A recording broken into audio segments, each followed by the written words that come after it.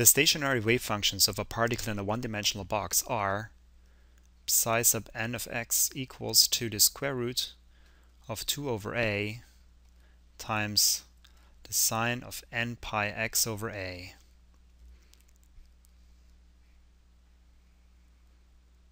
This is within the box. Outside the box, the wave function is 0. A is the length of the box, and n is the integer quantum number, and is positive. N is equal 1, 2, 3, and so on. There is therefore an infinite number of these functions. The associated energies are E sub n equals h squared over 8 ma squared times n squared, where m is the mass of the particle. Since only certain energies are possible, they are said to be quantized. Together, En and psi n satisfy the time-independent Schrödinger equation. H hat operating on psi n of x equals En times psi n of x. Psi n and En are the eigenfunctions and eigenvalues of the total energy. Let's look at some of their properties. First, the energies.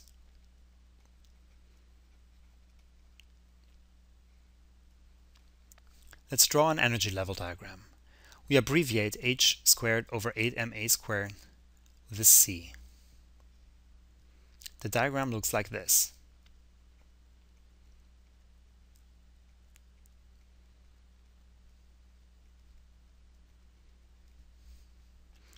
For n equals 1, the energy is 1 times c. For n equals 2,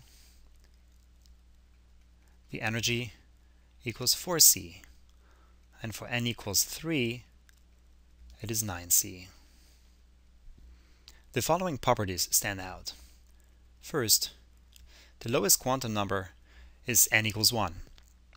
If it were 0, the wave function would be 0 overall, which is not possible. Since n equals 1, the lowest possible energy is positive and non-zero.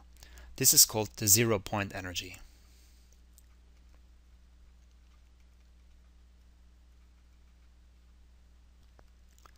Since the potential energy is 0, this means that the particle has kinetic energy and moves.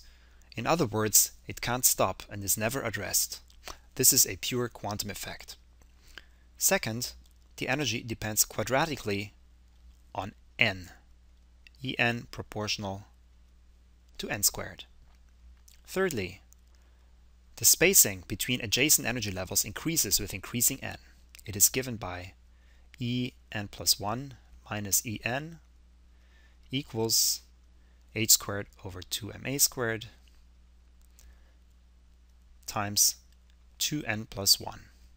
Fourth, increasing a or m decreases the energies and their spacings. So for large a and m, we will approach the classical limit, where there is no energy quantization. Next, let's look at wave functions.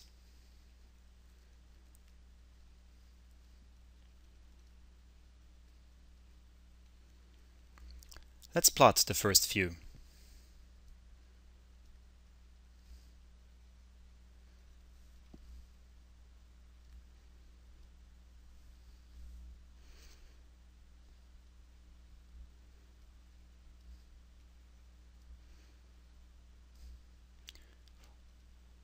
For n equal 1, it looks like this. It's 1/2 wave. For n equals 2, it consists of 2 half waves, or 1 full wave. For n equals 3, it consists of 3 half waves. We see the following. First, the functions are real and not complex. Second, they look like standing waves.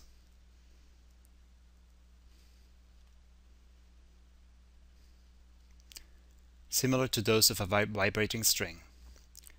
Third, For a given quantum number n, there are n half-waves.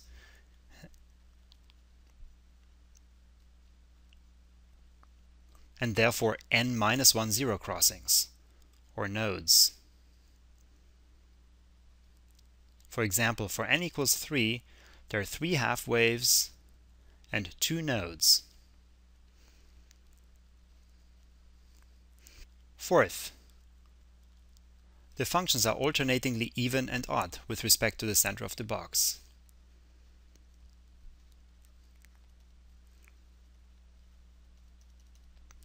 Psi1 is even, Psi2 is odd, and Psi3 is even again, and so on.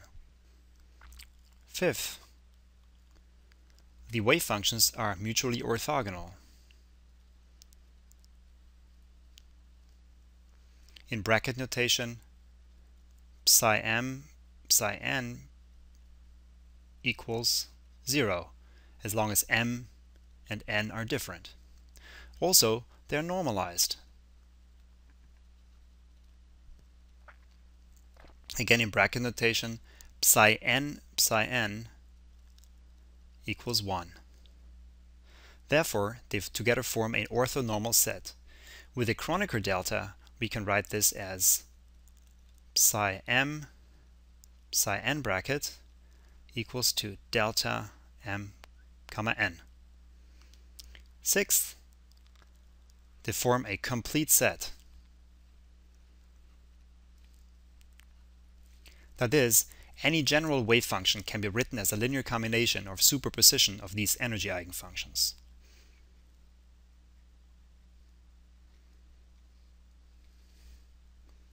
Psi equals the sum over all n equals 1 to infinity of Cn, these are the expansion coefficients, times the eigenfunctions psi n. This is a superposition wave function.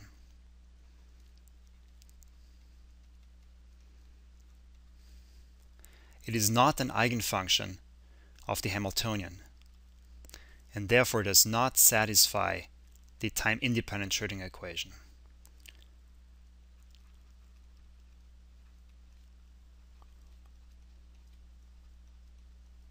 However, such a superposition wave function does satisfy the time-dependent Schrödinger equation.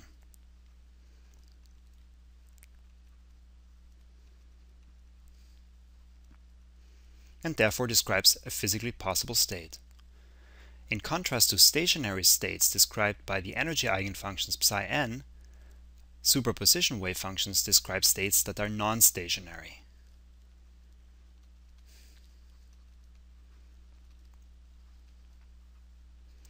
These states change over time.